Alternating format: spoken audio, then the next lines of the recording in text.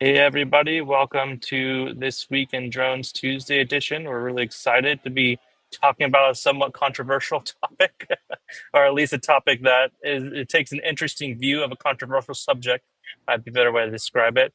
I'm here at a correctional conference this week in Orlando, and it's been really interesting talking to a lot of these different groups out here because typically nobody really has the authority, especially prisons or law enforcement have the authority to, mitigate drones at this point. But, talking about, drones coming into their yards, potentially even having hazardous payloads on there can bring up some interesting questions about what do you do if, there's a drone coming through with a payload that could be an explosive.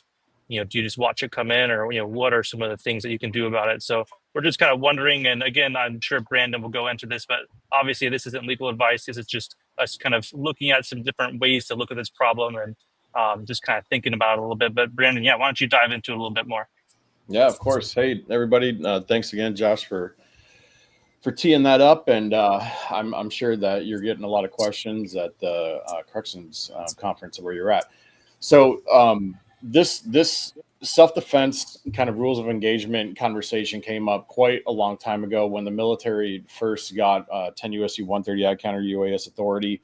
One of the things that the Secretary of Defense at that time reiterated was they always had the right to self defense. And so we were in a few situations where self-defense, I would argue, could have been applied. However, due to a lot of legal misunderstanding and um, questions about what that means, this sort of came up again. I've been chatting with a lot of folks at prison facilities, saying, "Well, we can't do anything, so why would we, invest money and do all this other stuff?" And I said, "Well, that's not true. At the end of the day, you always have the right to self-defense." Now, to caveat all of that, two things I want to throw out there. One, expectation setting. I am not advocating for anybody to go out there and just start shooting down drones. That'll land you in jail very quickly. Don't do that. That is a massive public safety issue. Please don't do that. This is more on the corporate end, even though it can be applied privately. But keep that in mind. The second thing, I'm not a lawyer. So this is just something that I read a lot. I develop policy around to help guide and have conversations with lawyers. So at the end of the day, please make sure you seek counsel to ensure that you are following whatever that law or that framework is, so you keep yourself out of trouble. However, at the end of the day, if you are being attacked or under the presumption of about to be attacked, you do have the right to defend yourself. So I wrote this paper up. It's just a white paper. I wrote it for the National Guard. And it's kind of floating around those channels. But at the end of the day, again, here at the doctrine, at the second line there, as a fundamental principle, at least here in the United States, you do have the right to self-defense. Now, that self-defense applies to both persons and property, not only yourself, but other people as well. And there are certain legal tests that happen as you, because inevitably it will go to court, to say that I leverage the self-defense doctrine as a means to defend myself, and therefore I should not be persecuted under, Title 18 Federal Criminal Code because I had that self-defense justification. So the very first and foremost piece to this is imminent danger. Now, the biggest word in here, again, dicing through the individual words, is the term reasonably believes. A person reasonably believes they are about to be attacked. That word is reasonably. You have to convince a jury or a judge that you are under a reasonable expectation, you are under threat. That is the burden that you have to prove in order, or the legal test to prove that you acted in a self-defense way. So because somebody, I bring this back to guns because that's the closest thing that you can really think of. Let's say somebody was walking by your house with a gun out in the open. That is not a reasonable defense. You had no reason to believe at that time, just because that person was walking by with a weapon, that you were under any type of perceived threat or attack. Now, if that person pointed that gun at you, that's a very different circumstance. And that's when, that self-defense, at least for me personally, non-lawyer, I would do something if I was under that situation, other than ducking and weaving and trying not to get shot, if that's where it came from. So that reasonability test is important. The situation in New York and New Jersey, again, just because you see lights in the sky does not mean you're under direct threat. it's scary. It's a mystery, but there's no direct threat that you can perceive.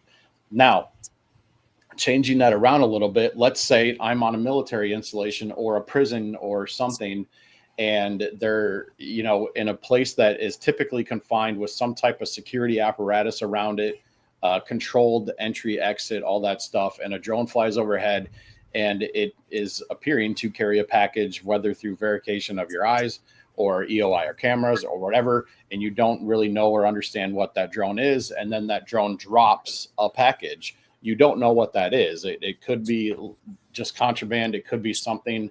And so I would argue, again, I'm not a lawyer and I'm not telling you to make this argument, that there is some type of imminent danger threat, not necessarily to you, but you are also responsible to the inmates and the prison guards that may be in that immediate facility. So there is possibly, again, this is where the lawyers are going to come into play, that you could take action against that drone under that type of circumstance, because there is a potential imminent danger. Now, so that's that piece. Next is reasonable force. Now, reasonable force is again, kind of a weird nuance. The first sentence there says it perfectly. The use of force in defense must be proportionate to the perceived threat. So meaning that if a drone is approaching you, it's carrying maybe a small package or something, and for whatever situation and circumstances that are involved, you perceive that as a threat.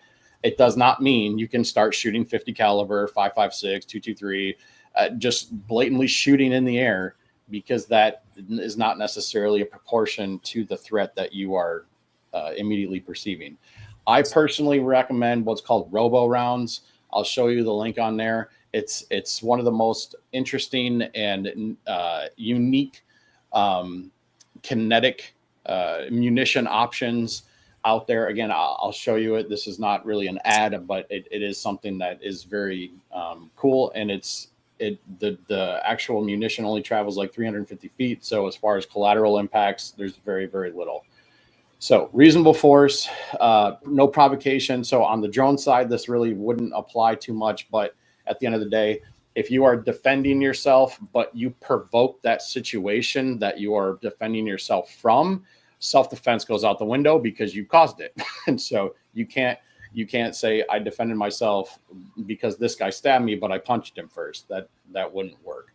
The other big piece of this is collateral effects. So when I got my first concealed permit way back in the day, it was taught by a state police, and he gave an example that I will personally never forget.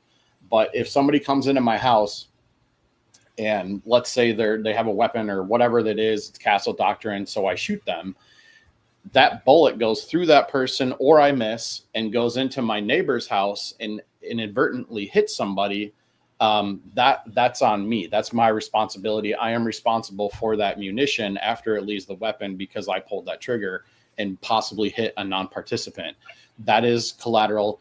If you killed somebody, that is manslaughter. Don't do that. That is bad. So that's why people have a lot of concerns about just firing traditional ammunition into the sky, because if you hit another helicopter, an airplane, or that bullet trajects down and hurts somebody, you are responsible for that, even though you felt that you were under the immediate threat from something. So those are the big, really the kind of legal tests to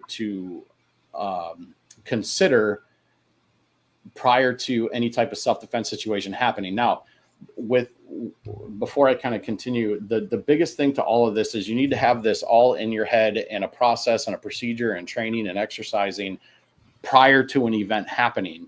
You don't want to be sitting there in the situation saying, am I under threat? Do I have a reasonable situation to believe that I'm under threat?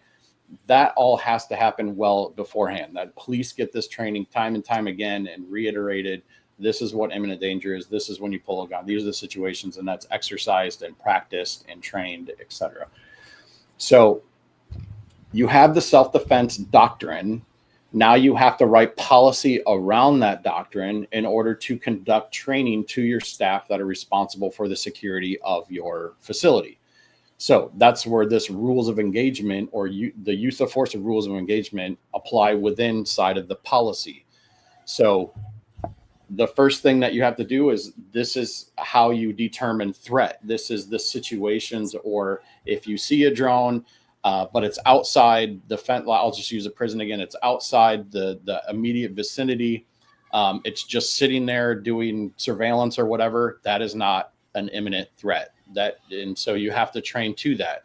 Now, if it breaks that threshold, now it's flying over my facility. Maybe it's just flying over a roofing area where there typically aren't any personnel. Again, probably not an immediate threat. Now it's over an open yard. There are inmates in there.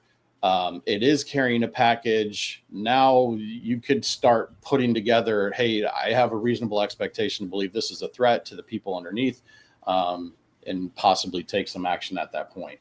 So again, and then you have to train your folks and then exercise that. You actually have a drone fly over the prison yard in a cleansed area, and have them know what it looks like, what it sounds like, what it feels like in that situation. The first time they should be experiencing something like this shouldn't be the first time that is, in an uncontrolled situation. Let me rephrase that. The first time they should experience this is in a controlled exercise, that they can, again, know what it's like before they're in the situation in the first place. Now, this other piece of this, our airspace restriction, this is obviously not going to apply to everybody, but there's 3 security airspace restrictions within a regulatory framework for the FAA. There's prohibited airspace, which is a form of special use airspace. There's some nuances there in the regulation. Those are very, very hard to obtain. There is 91-141, 14 CFR 91-141, which is a VIP TFR, temporary flight restriction, that is meant primarily for the president and the vice president and special dignitaries as they may come. So again, very limited in use. And then there's 14 CFR 99.7, special security instruction. This is one of the airspace restriction mechanisms that my office, my previous office, and my sister office used to manage. So when 2209 was passed in 2016, we still haven't seen it. The military and a lot of other federal agencies said, hey, we can't wait for 2209 to come out. We need something today. So we said, well, we can leverage our national security airspace restriction mechanism through 14 CFR 99.7. And so we've placed these over sensitive military installations, Bureau of prisons, federal prisons, et cetera. So there are stipulations in here, though, that it's limited to the DoD and federal security and then intelligence agencies. This is not meant for state, local, tribal, territorial facilities. This is not meant for commercial facilities, et cetera. What we realized probably about 5-6 years ago is that wasn't enough, because there are some commercial facilities that are national security sensitive assets.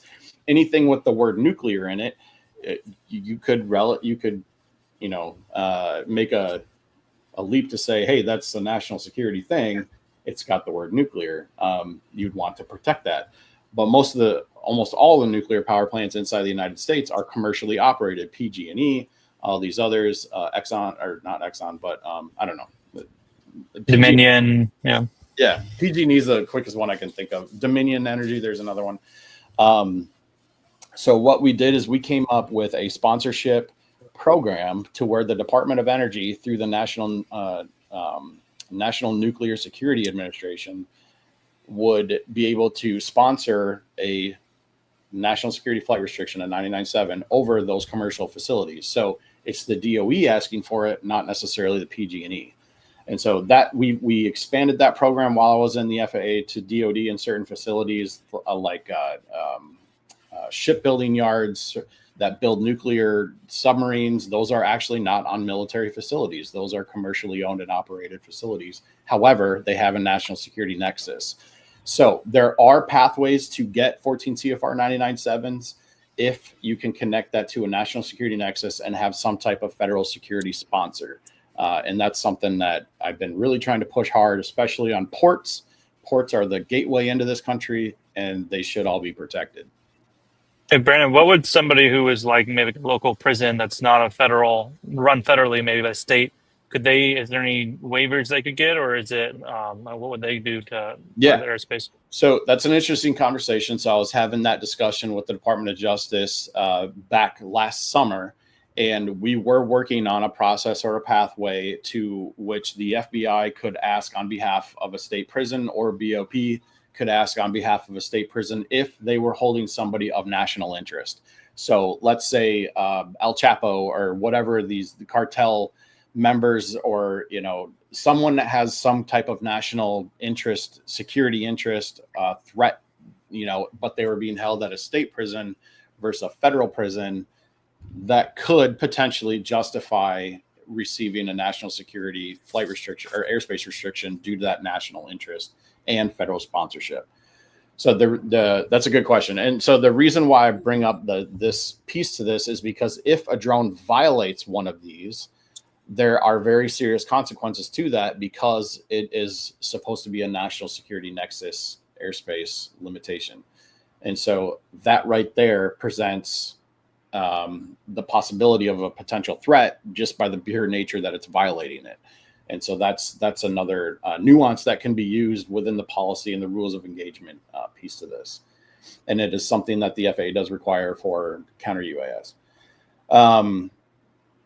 Second is, again, the identification of unknown packages. So one of the things that I recently had a fantastic visit to Warren County Community College, and shout out to Dr. Will Austin and his team up there. Peter Millsford, he's the chief pilot. Great time. One of the things they're setting up a counter UAS program, and I recommended, hey, bring in all the law enforcement and break them down to components of what drone components exist. There's basic drone components. You have propellers, you have little electric engines, you have the frame, and you have the guts and this stuff. So if they come across a down drone or they see a drone flying, they said, hey, I generally know what a drone looks like. There are many shapes and forms, sizes of them, but this one looks super weird because it's having something dangling from the bottom. Maybe that's something I need to pay attention to. Could be a bomb, could be contraband, it could be a camera, it could be something, but you just don't know. And that's the point. From a security perspective, when your job is to protect, the worst thing that you can get into a situation is the unknown. And that's why we try to educate and enlighten these folks so that they can make better decisions in very stressful and quick situations. Third, and the most important, again, is multiple sources of information, multiple types of detection, EOIR cameras, the training, visuals. Hey, I see this drone. Do you see this drone? And talk to someone on the other side of your facility. Communication is incredibly important, and being able to have that incursion protocol, or we call it drone incursion protocol, to start talking and assess and be able to move people and equipment where they maybe need to be, or just clear the area for safety purposes or whatever it is. That reaction only happens through clear and concise communication. So again, of course, reasonable force means and collateral impacts. There are technologies, plenty of them out there, RF. There's some others that you can purchase today. There's some nuances in here on the RF jamming side, because technically it's illegal through FCC law to sell jammers and RF interferers to those who don't legally possess, or they don't have the legal ability to use it unless they are exporting it. And I forget the title that one is in. It's one of the few that I don't have on the top of my brain. So there's some nuances in there. Be very careful when you talk to some of the OEMs, because they'll tell you, hey, this, or this. And I would ask them, hey, are you a lawyer? Is this legal advice that you're giving me? Because at the end of the day, if you purchase it, that responsibility, that legal responsibility is on you, the end user, not necessarily the company that sold it to you, even though there are some ramifications on that back end. But again, that's all very rare for it to happen because it's hard to track. It's hard to do. So again, that's why I personally recommend things like RoboRounds, and I'll show them to you. And there's some other fantastic technologies out there that are being developed. There's the low collateral interceptor drones. It's a drone that can go and capture another drone. Those are great. So the jamming part, again, it gets into a lot of nuances because you can't control the propagation of the signal, and you can inadvertently jam a lot of things. Most of those types of equipment require licenses to operate inside of the United States anyways. So you have to be very careful when it comes to the RF back-end stuff. Again, there's plenty of technologies out there that would fall outside of what we would consider reasonable force. GPS is a massive one that we dealt with a lot. Unfortunately, it's viewed as one of the better effectors to limit a little bit more sophisticated drone attacks. So if they shut off the command link and they're flying on GPS pre-programmed missions, obviously if you jam GPS, the aircraft doesn't know where it is anymore, and kind of either enters into some limited INS capability or drifts in space. Who knows what it does if it loses GPS and it doesn't have command and control. It probably tries to get back home to its last known location through some means.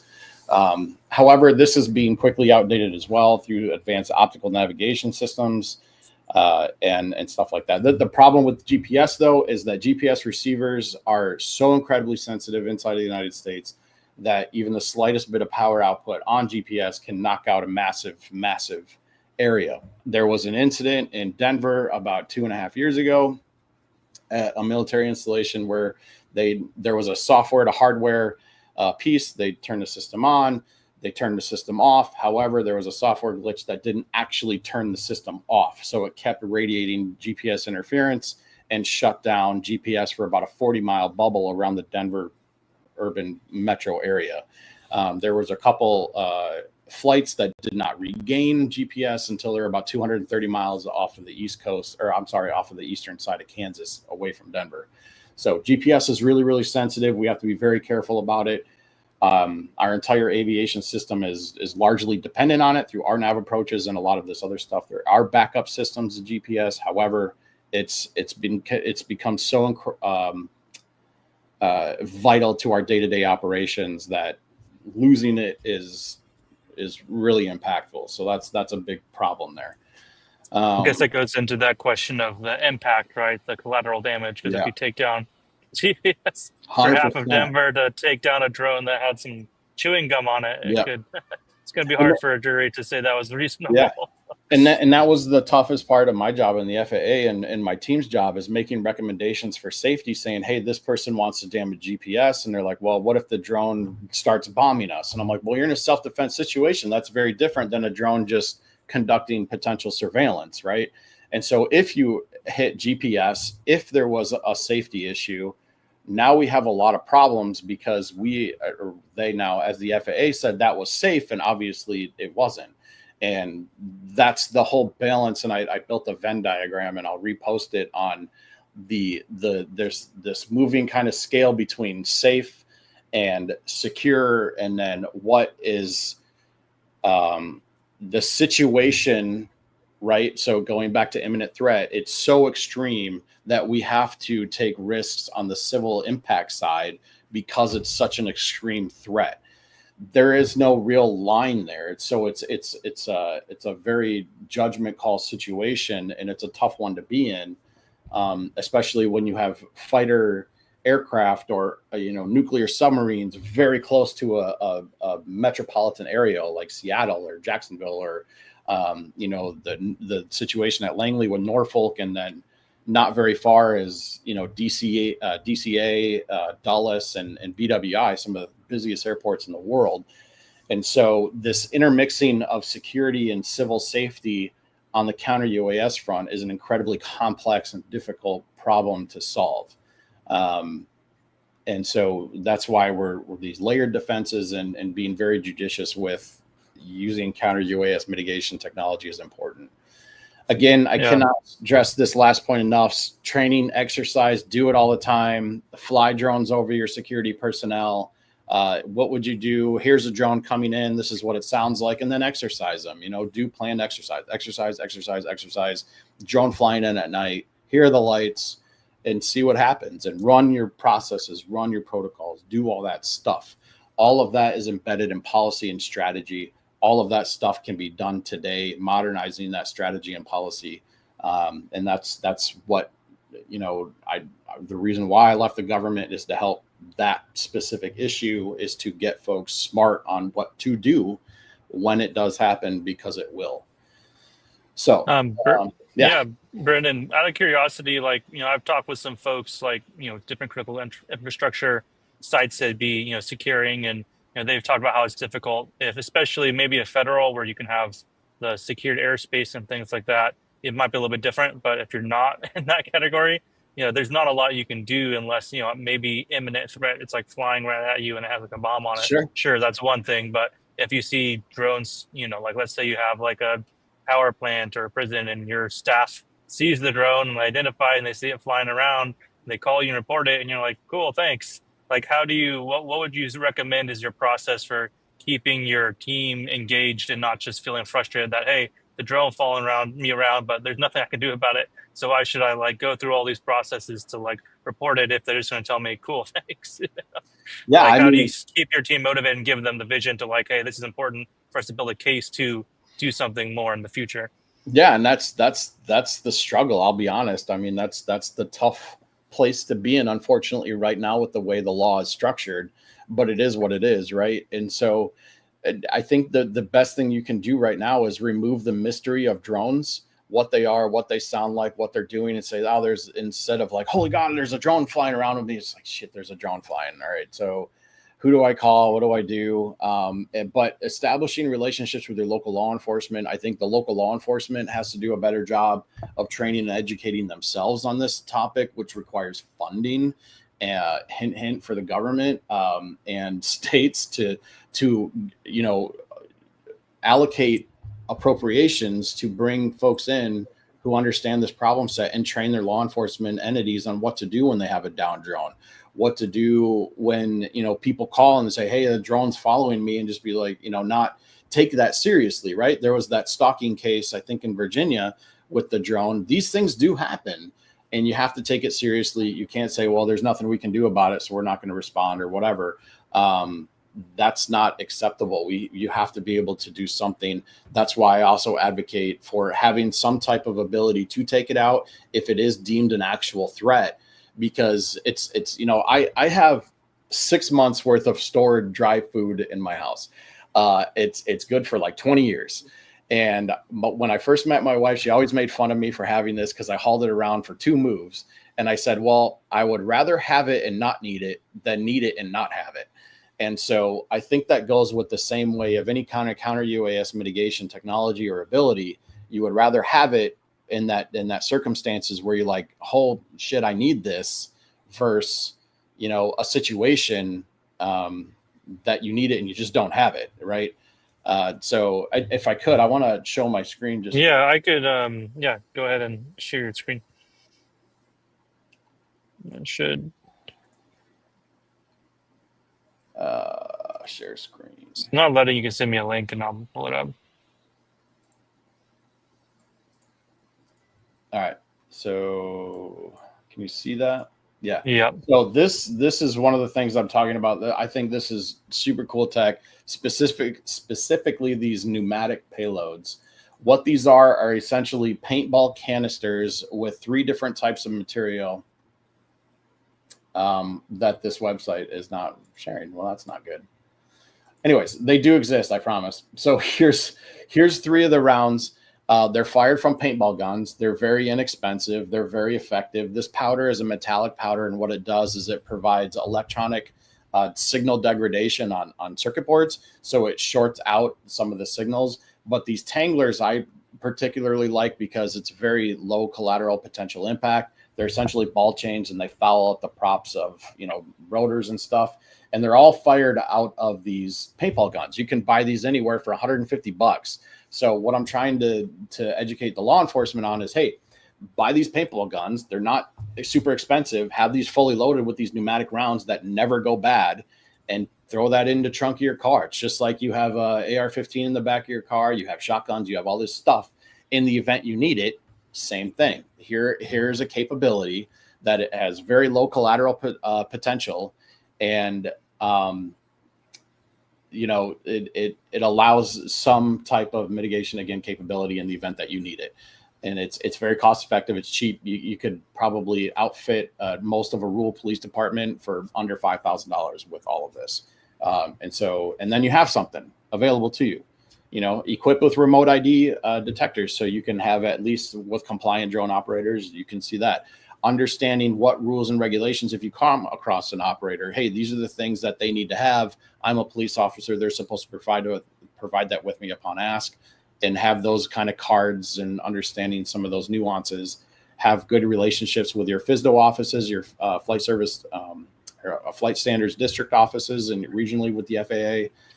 LEAP agents, law enforcement assistant program with the FAA. There's a lot of things you can do. But again, I would highly recommend this particular technology. There's nothing else out there like it that I've seen. And if there is, please tell me so I can check it out and bring better and more informative information out there. And Brendan, just to kind of give more context around that, balance between, what is actually a threat versus something that would technically be legal. So let's say this is going back to the prison example, a state prison, you don't have a cartel people there, but you do have drones that are dropping off contraband. Or, at what point you say, okay, the drone, we see it flying, we can't do anything, starts hovering, maybe it goes into the wall. Sure, maybe that could be, maybe not an imminent threat, so you can't do anything. But by the time they get over, let's say, the yard, and you have some guards down there, you have some prisoners there. At what point are you saying, well, the collateral of that drone getting its props tangled up by one of these rounds and falling down and hitting your guard, and all of a sudden you have a down guard in the middle of the yard? How do you then balance there? What would that look like in like a situation where you might actually use force versus one where you maybe shouldn't because the collateral might be too significant? I've never been a prison guard. I don't know how to answer that from an educated standpoint because I've never been in that situation. I'm sure they have procedures to have people clear out or do something, or alarms or bells that all the inmates have to comply with, or some type of situation. And if they don't, then that's a procedure that maybe you should look at and develop. So if you see a drone, violate now the grounding, and there are prisoners outside or inmates outside in a yard, that's something like, hey, all right, it violated our airspace. It's not their airspace, but you know what I mean. And it's entering into the facility. Yes. Yeah. It's in a situation now where it's become a safety issue too, not only a security issue for the inmates, but at that point, it's just like, a stadium of a delay of the game for sporting events. They have to delay the game for the drone being there because they don't know what it's going to do. And it could potentially harm an athlete, a spectator, or something else. And so they have procedures now for those people out in the open to take shelter. So maybe that's another thing that they need to do. The other thing I would highly recommend also is looking at security infrastructure that you can install. Probably one of the best things that you can install out there are either nets or chicken wire or some kind of like low cost thing to cover the roofs and the tops of some of these things to provide that extra level of safety and security. And again, that stuff's not super expensive, but there are means to do that. Now, if I were a security guard or a corrections security person standing on the line, and my job was already intense and stressful enough, the second, and again, this is where you're gonna have to consult with legal, not me. I'm not a lawyer. The second I saw a drone penetrate that fence line where it's a secure area, I now have something flying that, in my opinion, shouldn't be there, and I can see a payload of some type. I'm gonna take it down. With these, or something that is very safe to be using from a collateral perspective type thing. That makes sense. What do you think? I mean, I guess moving to that layered security, kind of that you mentioned, really to kind of build that case of justifying, hey, we should take this down. And make, probably the best way to do that is have remote ID. Your guys pick up the drone while it's flying in, see, hey, this is some kid who's flying it. They're not supposed to be here. Go warn them. They go away. Then, it does not show up in remote ID. Okay, these guys are flying technically illegally because they don't have remote ID, right? And at least they're not compliant with the guidelines there. Then, okay, this is more of a threat. Maybe you have radar, you're tracking and seeing it, and, RF, maybe it's not broadcasting an RF signal. So you say, okay, another black mark against it. Hey, doesn't show up in remote ID, doesn't have a signal. Right. Now you see in your radar, hey, this guy's already, incoming to the facility, and you have some optical on there, zoom in, see it has a payload. Seems like all those steps you could actually build that case to then say, hey, we should take this down imminently because it has a payload, it's incoming, and we have, person on the ground. That seems like some of those more necessary steps of things you need to have before you just have a guard shooting at stuff. Yeah, no, 100%. So it might be your own drone at that point. It might be your own police force who's chasing down somebody who's nearby and Yeah. end up taking out a friendly. And to me, the ideal setup, and there's a couple of things you said in there that we have to be a little bit careful of. Remote ID is not a great broadcast. The power output on a remote ID signal is very weak. So just because you don't see a remote ID signal doesn't necessarily mean they're not remote ID compliant. You just may not see it.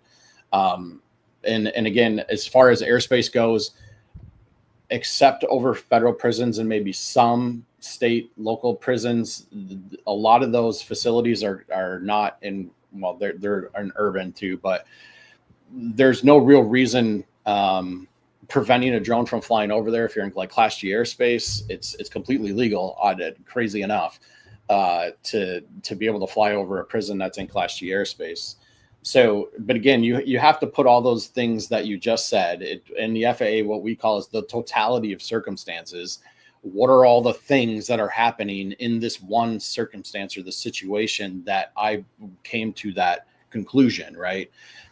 What I would recommend to correctional facilities and a lot of other things is centralize that communication to one decision maker, having one on manager or supervisor or someone in a senior leadership position that has the experience and the education and the training and all that stuff to make that decision.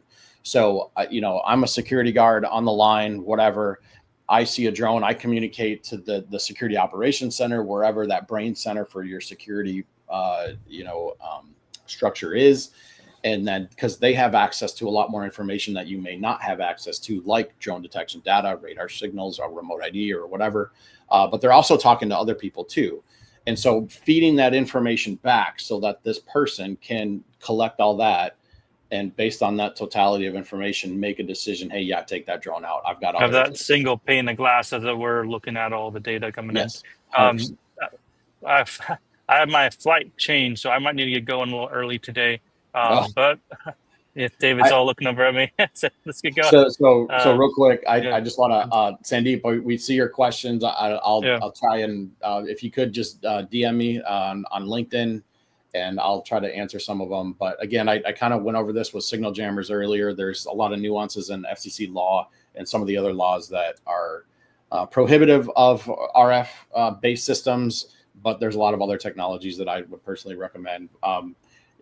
I would definitely speak with legal counsel, especially when you're talking about RF, because FCC and some other stuff. But safe travels, Josh. Appreciated everybody for listening. And if you have any questions, please reach out to me on LinkedIn. Happy to chat anytime. And thanks for dialing in.